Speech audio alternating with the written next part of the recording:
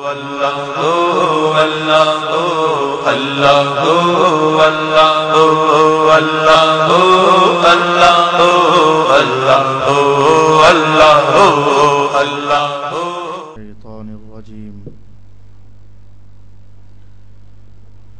اللہ الرحمن الرحیم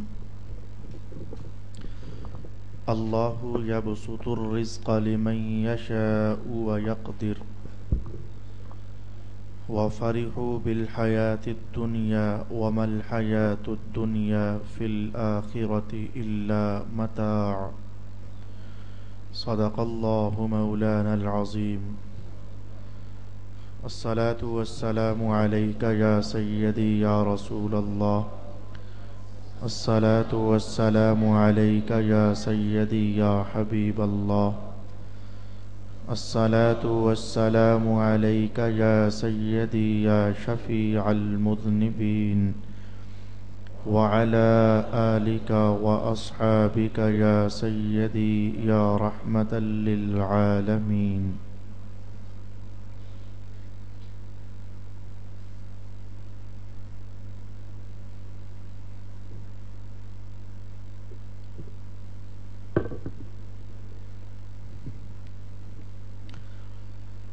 اللہ جس کے لیے چاہے رزق کشادہ اور تنگ کرتا ہے،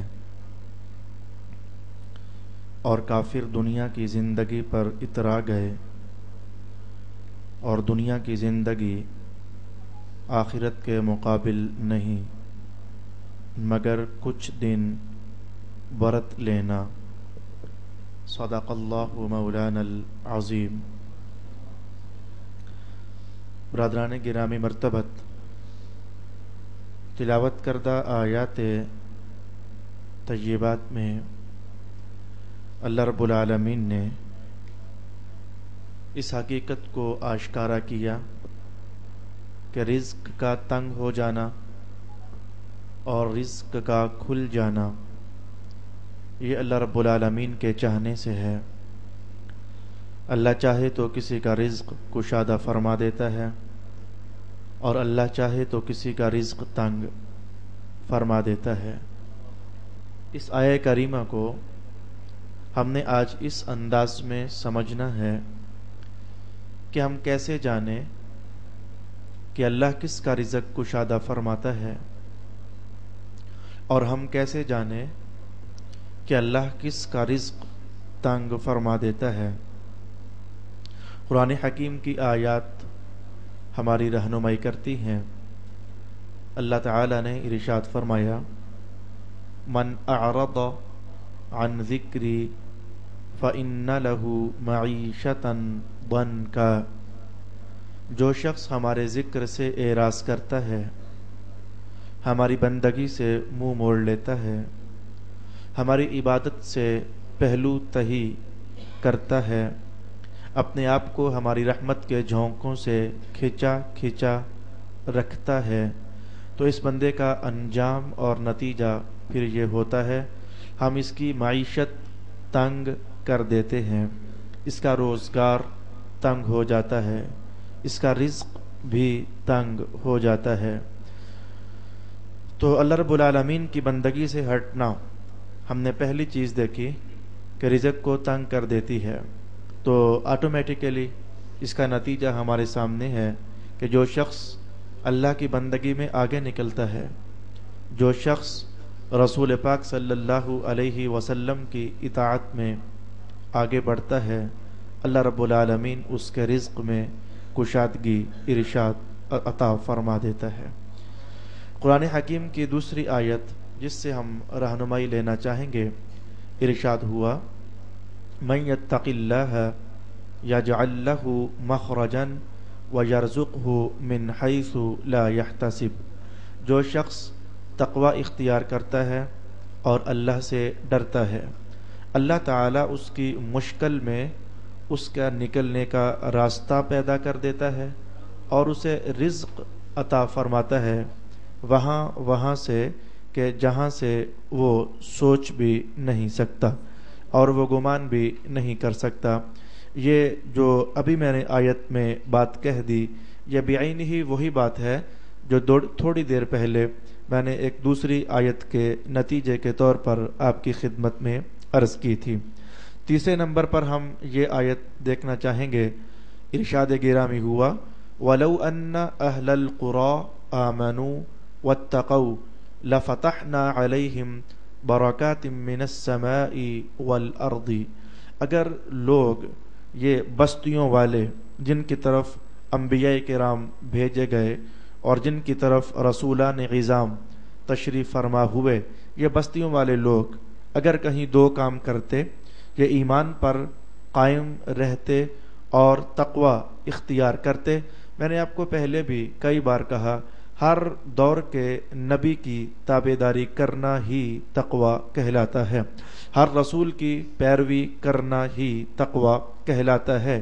اور چونکہ ہمارے لیے ہمارے مصطفیٰ کریم صلی اللہ علیہ وآلہ وسلم نبی ہونے کی حیثیت سے، قائد ہونے کی حیثیت سے اور رہنما ہونے کی حیثیت سے جلوہ گر ہوئے ہیں، ہمارے لیے اپنی عبادت میں، اپنے معاش میں، اپنی سیاست میں، اپنے نہا خانوں میں، اپنے خانگی حالات میں، اپنے گھریلو معاملات میں، اپنی معاشرت میں اور اپنے خاندانی احوال میں، سب میں قرآن حکیم نے یہ اعلان کروایا لَقَدْ كَانَ لَكُمْ فِي رَسُولِ اللَّهِ أُسْوَةٌ حَسَنَةٌ، تمہارے لیے رسول پاک علیہ السلام کی ذات اطہر میں بہترین نمونہ ہے۔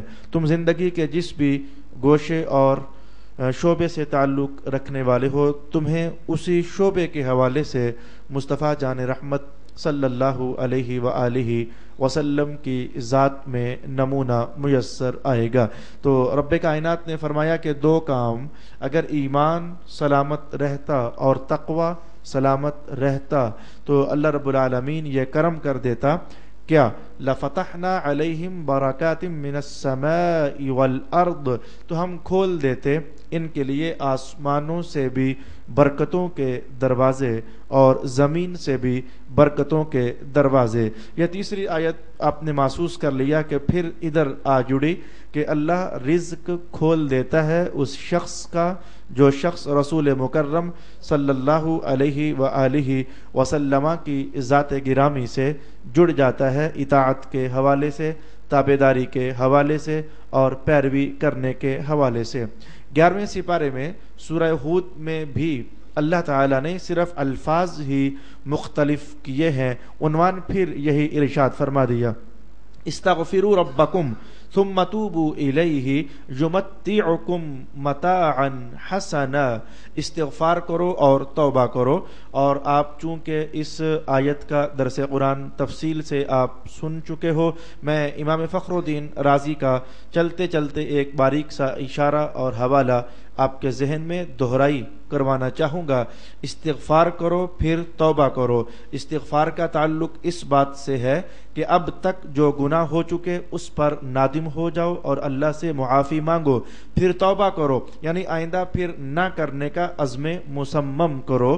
تو گناہ جو ہو چکے ان سے بھی خلاصی چاہو اور جو آئندہ گناہ آنے والے ہیں ان سے بھی اللہ سے توفیق مانگو کہ بچ سکو۔ تو یہ گناہوں سے بچنا بندگی ہی تو ہے، گناہوں سے بچنا اللہ کا قرب ہی تو ہے۔ فرمایا اگر تم یہ دو کام کرو گے تو نتیجہ کیا ہوگا؟ یمتعکم متاعا حسنا، اللہ تمہاری زندگی اچھی کر دے گا اور تمہیں فائدے مند زندگی عطا فرمائے گا۔ یہ تیسری آیت پھر آپ نے سنی، اس کا مدعا، اس کا مطلوب اور اس کا منشا بھی یہی ٹھہرا کہ رسول پاک صلی اللہ علیہ وآلہ وسلم کی ذات گرامی کے ساتھ اطاعت کے جذبے مضبوط کر لیے جائیں اور تابعداری کے جذبے مضبوط کر لیے جائیں تو اللہ رب العالمین رزق میں کشادگی عطا فرما دیتا ہے۔ رسول پاک صلی اللہ علیہ وآلہ وسلم نے اس سلسلے میں جو ہماری رہنمائی فرمائی ہے، میں ایک حدیث وہ بھی آپ کی خدمت میں لے آنا چاہوں گا۔ رسول اللہ علیہ السلام نے فرمایا کہ جو شخص چاہتا ہے کہ اس کی عمر میں اللہ تعالی فراوانی کر دے، برکت ڈال دے اور عمر میں زیادتی کر دے، اور جو شخص چاہتا ہے کہ اس کے رزق میں اللہ تعالی زیادتی پیدا فرما دے، تو وہ بھلا پھر کیا کام کرے؟ حضور کیا کام کرے؟ رسول پاک علیہ السلام نے فرمایا کہ وہ صلہ رحمی کرے، یعنی اپنے رشتہ داروں کے ساتھ حسن سلوک کرے۔ جو اس کی بساط میں ہے، جو اس کی ہمت میں ہے، وہ پھر اپنے رشتہ داروں کے ساتھ کرے۔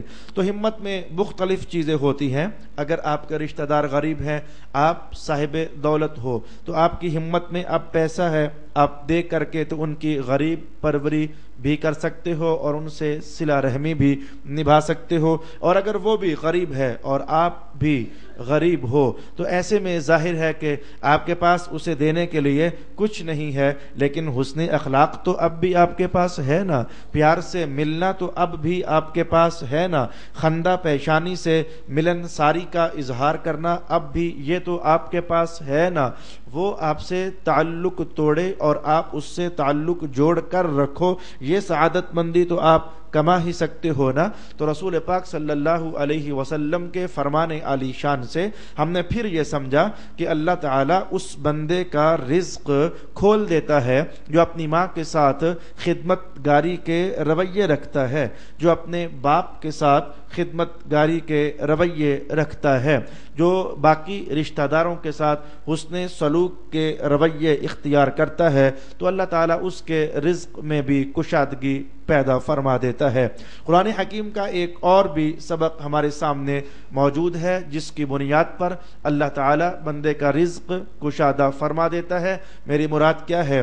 اللہ تعالیٰ نے ارشاد فرمایا، ما انفقتم من شیء فہو یخلفہ وہو خیر الرازقین، کہ جو کچھ بھی تم اللہ کے راستے میں خرچ کرتے ہو تو اللہ تمہیں اس کا خلیفہ عطا فرما دیتا ہے اور وہ بہتر رزق عطا فرمانے والا ہے۔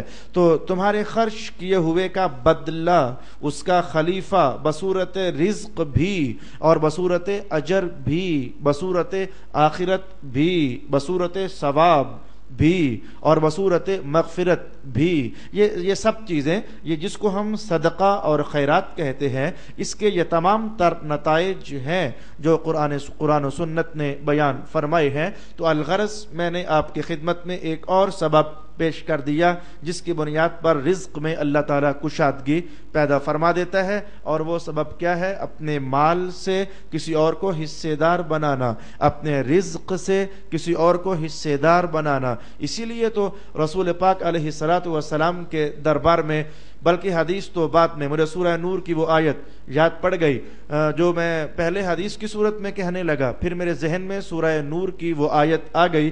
میں دونوں باتیں آپ کی خدمت میں عرض کر دیتا ہوں، چونکہ آج ہمارا عنوان ہے رزق کو کھلا کرنے کے اسباب جو قرآن و سنت نے بیان کیے، ان کا جائزہ ہم لینا چاہ رہے ہیں۔ تو حدیث پاک کی کہانی تو یہ ہے، ایک صاحب نے عرض کر دیا کہ یا رسول اللہ صلی اللہ علیہ وسلم، میرا رزق تنگ ہے تو کوئی نسخہ ارشاد فرمائیں۔ رسول پاک علیہ السلام نے فرمایا کہ تم شادی کر لو۔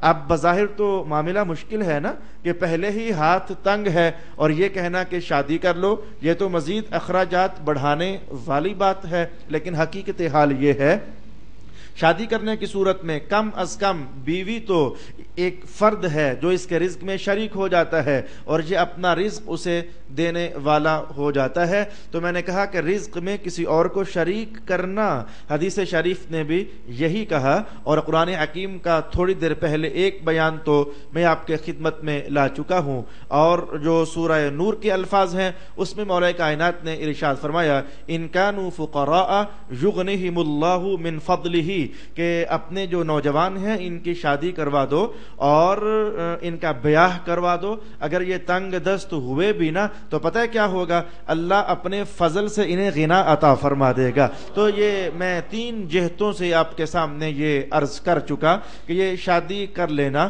یہ رزق کی کشادگی کا باعث ہے.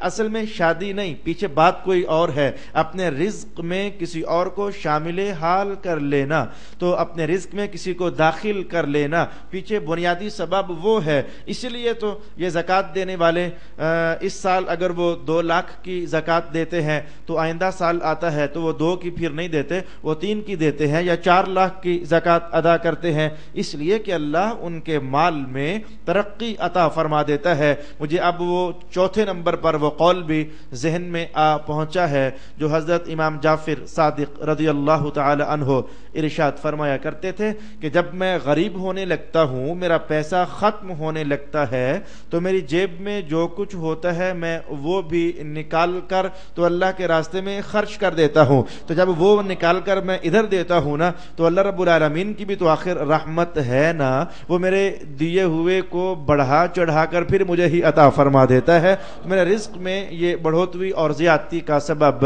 بن جاتا ہے. آئیے ہم گن لیتے ہیں کہ کتنی باتیں ابھی تک ہم نے سیکھی ہیں جن کی بنیاد پر اللہ تعالی رزق وسیع فرما دیتا ہے. ہاں جی, ایک بات تو چلیں, ایک اور میں حدیث کا حوالہ میرے ذہن میں آ گیا. یہ آج صبح عیدگاہ مسجد میں جو درس حدیث آپ لوگوں نے سماعت کیا, یہ بات اس مسجد کی ہے لیکن میرے عنوان سے ادھر بھی جڑ رہی ہے. پھر آخر میں ہم کلوز کر لیں گے کہ آج ہم نے کتنی باتیں سیکھی ہیں جن سے اللہ تعالی رزق وسیع فرما دیتا ہے. تو عیدگاہ مسجد میں یہ حدیث پاک آپ نے آج سماعت کی کہ رسول اکرم صلی اللہ علیہ وآلہ وسلم نے ارشاد فرمایا, رات کے 3 حصے کر لیے جائیں تو پہلا حصہ بھی گزر جائے, دوسرا حصہ بھی گزر جائے. بھئی دیکھو نا, رات اگر 9 گھنٹے کی ہے تو پہلے 3 گھنٹے بھی گزر جائیں, دوسرے 3 گھنٹے بھی گزر جائیں, تو جب آخری حصہ آئے, آخری 3 گھنٹے آئیں, تو حضور نے کیا فرمایا, اللہ تعالیٰ اپنی شانوں کے ساتھ آسمان دنیا پر جلوہ فرما ہو جاتا ہے. بھائی میں نے یہ نہیں کہا بیٹھ جاتا ہے, یہ بیٹھ جانا یہ اہل سنت کی اصطلاحات میں سے نہیں ہے. وہ اپنی شانوں کے ساتھ ادھر ہوتا ہے. کیسے, یہ کیسے میں نہیں بتا سکتا کہ وہ کہیں گیا ہوتا ہے تو پھر وہاں آ جاتا ہے, کیا وہاں پہلے سے نہیں ہوتا ہے تو پھر وہ ادھر آ جاتا ہے. یہ سب کیفیات آپ جانتے ہیں کہ متشابہات سے تعلق رکھتی ہیں. بہر کیف میرے حضور نے فرمایا, جتنا میرے حضور نے فرمایا اتنا میں عرض کر رہا ہوں. تو فرمایا کہ اللہ تعالیٰ اپنی شان کے ساتھ آسمان دنیا پر تشریف فرما ہو جاتا ہے. پھر اب سنیے گا میرے عنوان سے کون سی بات جڑتی ہے. تو رات ختم ہونے تک, یعنی سمجھو کہ مسلسل وہ 3 گھنٹے جو بطور مثال میں نے کہے, رات اگر 9 گھنٹے کی ہے تو مسلسل 3 گھنٹے اللہ کیا اعلان کرواتا ہے. مثلا ایک اعلان, 3 اعلان تو حضور نے ارشاد کیے اور باقی اعلانات کی طرف اشارہ کر دیا. مثلا ایک اعلان اللہ تعالیٰ یہ ارشاد فرماتا ہے, حل من مسترزق, ہے کوئی رزق مانگنے والا, وہ ہاتھ اٹھائے تو میں اسے رزق عطا کر دیتا ہوں. میرے عنوان کے ساتھ یہی بات تعلق رکھتی تھی کہ یہ سحری کے وقت اٹھ جانا اور اللہ کے حضور دعا کے لیے ہاتھ اٹھا دینا, اس وقت تو اسپیشل, جیسے ہمارے بھائی دیکھو میں ایک مثال کہوں, یہ اللہ کی مثال نہیں ہے, اللہ کی مثال ہے ہی نہیں ہے. بھائی ہم انسانوں میں یہ چلتا ہے نا, کبھی تو یوں ہوتا ہے کوئی مانگنے والا خود کسی کے دروازے پر جاتا ہے اور کہتا میاں اللہ کے نام پر کچھ دے دے. مانگنے والا خود گیا, گھر والے نے بلایا نہیں تھا. تو میں نے اپنے پنجاب میں یہ بھی تو دیکھا ہے کہ کئی بار ایسا ہوتا ہے کہ گھر والے بچہ دروازے پر کھڑا کرتے ہیں اور کہتے ہیں کہ آواز مارو کہ ہم روٹیاں بانٹ رہے ہیں, کسی نے لینی ہے تو آ جائے, ہم مٹھائی بانٹ رہے ہیں تو کسی نے لینی ہے تو آ جائے. یہ 2 مثالیں ہیں نا انسانوں کی دنیا میں, کبھی مانگنے والا خود جاتا ہے اور کبھی دینے والا آواز دیتا ہے کہ ہیں چاہیے کچھ, میں دینا چاہتا ہوں, میں دے رہا ہوں, اٹھو نا, آ جاؤ میرے پاس. تو بھائی یہی سمجھو, یہ مثال ادھر کی نہیں, یہ مثال ادھر کی ہے. ویسے تو پورا سال یا پورا دن ہم کہتے ہیں مولا ہمیں یہ عطا کر, ہمیں وہ عطا کر, رنگ برنگے سوالات اللہ کے دربار میں ہم بھیجتے ہیں. لیکن یہ کتنا زبردست وقت کا حصہ ہے کہ حضور فرماتے ہیں کہ اللہ جو دینے والا ہے نا وہ خود آوازیں لگوا رہا ہے. روٹیاں چاہیے, بچے چاہیے, دولت چاہیے, مال چاہیے, بخشش چاہیے اور نجات چاہیے, کیا چاہیے مانگو نا, اٹھو تو صحیح نا, تم ہمت تو کرو نا, اپنا بستر الگ کرو تو صحیح نا. نا تم اٹھو اور ہاتھ اٹھا کر دعا کرو تو میں اللہ تمہاری جھولی بھر دیتا ہوں, میں تم پر کرم نوازی کر دیتا ہوں. الغرض او ہم دیکھنا چاہیں گے یہ ماں کی خدمت رزق وسیع کر دیتی ہے, باپ کی خدمت رزق وسیع کر دیتی ہے, رشتہ داروں سے مل مل کر رہنا یہ رزق وسیع کر دیتا ہے, حسن اخلاق دکھانا یہ رزق وسیع کر دیتا ہے, اور نماز کی پابندی یہ رزق وسیع کر دیتی ہے, اللہ کی بندگی کا ہر پہلو بجا لانا یہ رزق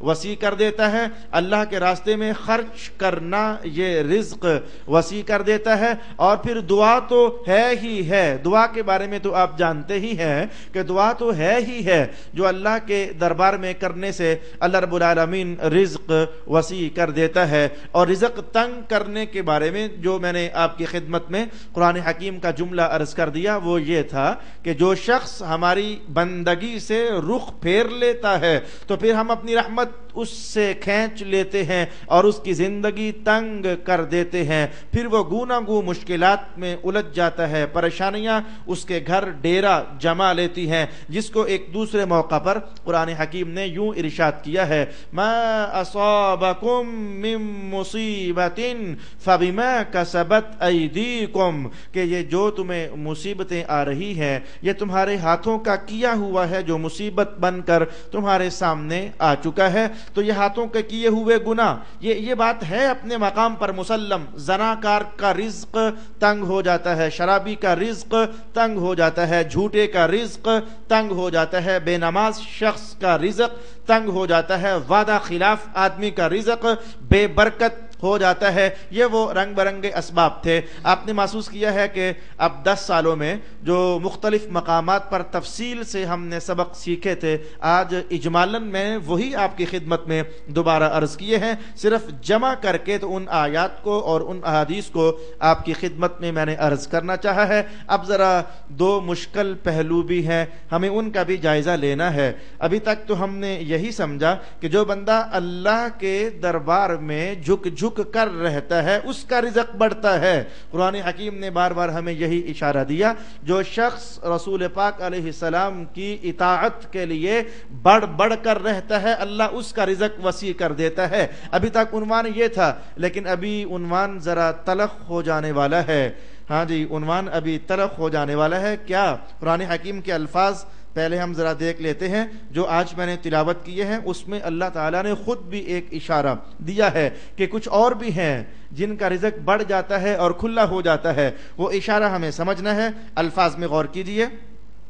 اللہ یبسط الرزق لمن یشاء ویقدر وفرحوا بالحیاۃ الدنیا وما الحیاۃ الدنیا فی الآخرۃ الا متاع وفرحوا بالحیاۃ الدنیا, اور کافر دنیا کی زندگی پر اترا گئے. یہ جملہ قرآن حکیم نے خود ارشاد کیا. اور ایک تیسرے مقام پر میں صاف صاف الفاظ قرآن کے آپ کے سامنے لا چکا ہوں. ان کافروں کو اللہ نے بہت مال دیا, بہت رزق دیا, ان پر دنیا وسیع کر دی اور یہ دنیا لے لے کر رجے ہوئے ہیں. ان کو کتنی کو دنیا ملی ہوئی ہے. رسول اللہ علیہ السلام نے ایک ہی جملے میں کتنا بڑا سارا عنوان سمجھا دیا. مثلا حضور کا یہ قول مبارک, الدنیا سجن المؤمن و جنت الکافر, یہ دنیا ایمان والے کے لیے قید خانہ ہے اور یہ دنیا کافر کے لیے جنت ہے. بھئی جنت کا عنوان تو یہ سمجھاتا ہے نا کہ اس میں سب کچھ ہے. جنت کا عنوان تو یہ ہے, جیسے کہ ایمان والوں کو جب جنت کا تعارف کروایا گیا تو قرآن نے یہی لفظ بولے ہیں, وَلَكُمْ فِيهَا مَا تَشْتَهِي أَنفُسُكُمْ, جنت میں وہ سب کچھ ہے جو تم چاہو گے. تو جنت عنوان ہے اس علاقے کا جس میں جو چاہو ملے. تو کافروں کے لیے دنیا جنت سے کم نہیں ہے, اس میں جو یہ چاہتے ہیں ان کو مل تو رہا ہے. تو کافر کے لیے بھی اللہ نے رزق کھول دیا اور وسیع کر دیا. ایک کافر ہو گیا.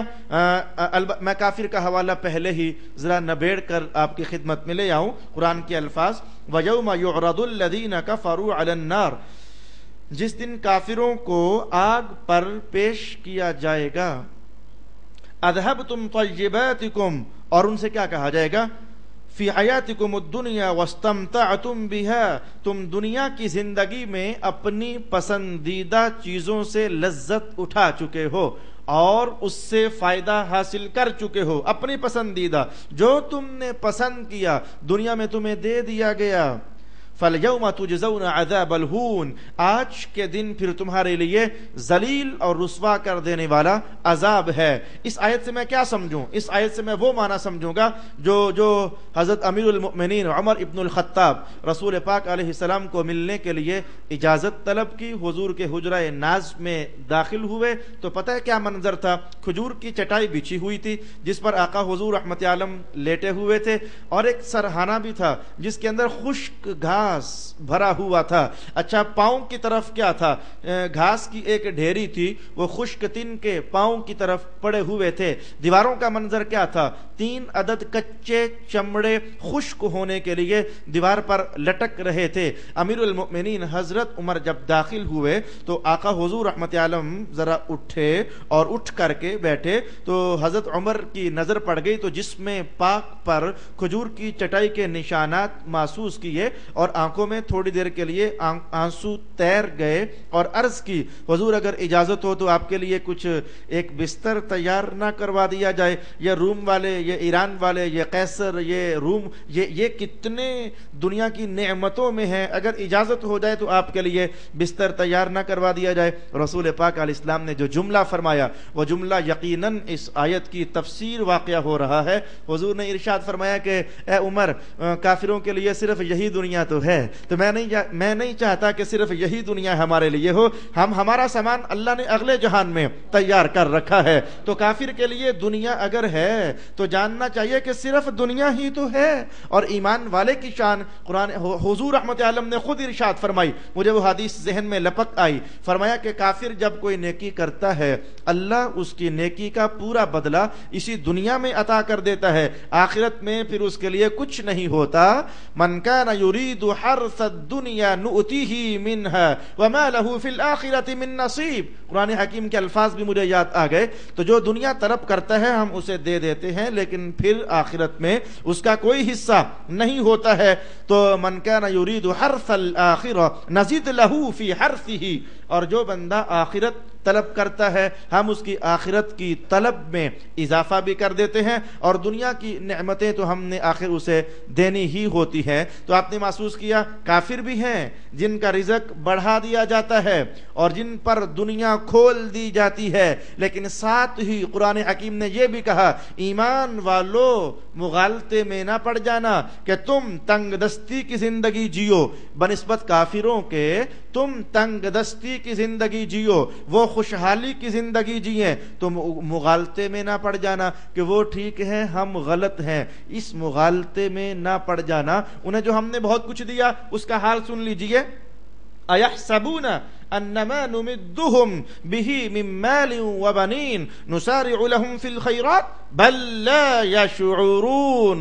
قرآن حکیم کا اعلان، کیا یہ کافر خیال کرتے ہیں کہ ہم نے جو ان کو بڑے مال دے دیے ہیں، بڑے بیٹے ان کو دے دیے ہیں، مال کے ذریعے مدد ہو گئی، بیٹوں کے ذریعے مدد ہو گئی، تو کیا یہ سوچ رہے ہیں کہ ہم ان کے ساتھ بھلائی کرنے میں تیزی کر رہے ہیں؟ لا بل لا یشعرون، نہیں یہ بات نہیں ہے، اصل میں انہیں پتہ نہیں ہے ہم نے ان کو ڈھیل دی ہوئی ہے، ہر نعمت کی فراوانی دے کر ہم نے ڈھیل دی ہوئی ہے کہ کبھی یہ سمجھ کر پلٹتے ہیں یا کہ نہیں پلٹتے، پلٹ آئیں گے تو دنیا تو ان کو دی ہے، آخرت بھی ان کی۔ پلٹ آنے کا معنی مصطفیٰ جان رحمت کی ذات اطہر پر ایمان لے آنا، اور اگر یہ پلٹ کر راہ راست پر نہیں آتے ہیں فما لہ فی الآخرۃ من نصیب، تو ان کے لیے پھر آخرت کی زندگی میں کوئی حصہ نہیں ہے۔ رمضان المبارک میں آپ جانتے ہیں کہ مجھے بہت کم وقت کے لیے سبق کہنا ہوتا ہے، تو آج میں انہی کلمات پر اکتفا کرنا چاہوں گا۔ 2-4 منٹ اس لیے میں تاخیر سے آیا کہ مجھے معلوم نہیں تھا کہ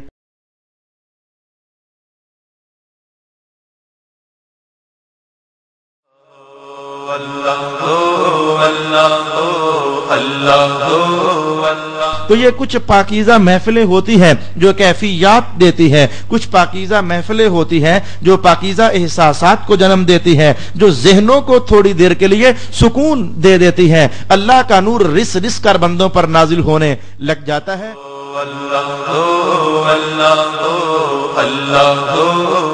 ہر بندہ اللہ کا محتاج ہے. کہنا چاہو تو غریب اپنی دنیا میں محتاج ہے مالدار کا، مالدار اپنی آخرت میں محتاج ہے غریب کا.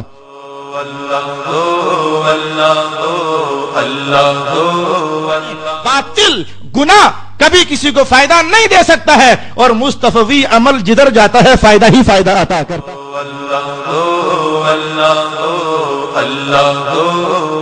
اپنے بچوں کا بچپن اللہ کے ذکر کے سائے میں ڈھالو، اپنی جوانیاں اللہ کے ذکر کے سائے میں ڈھالو، اور اگر بوڑھے ہو تو اپنا بڑھاپا اللہ کے ذکر کے سائے میں ڈھالو، اپنے گھروں پر اللہ کے ذکر کی چھاؤں ڈالو. اللہ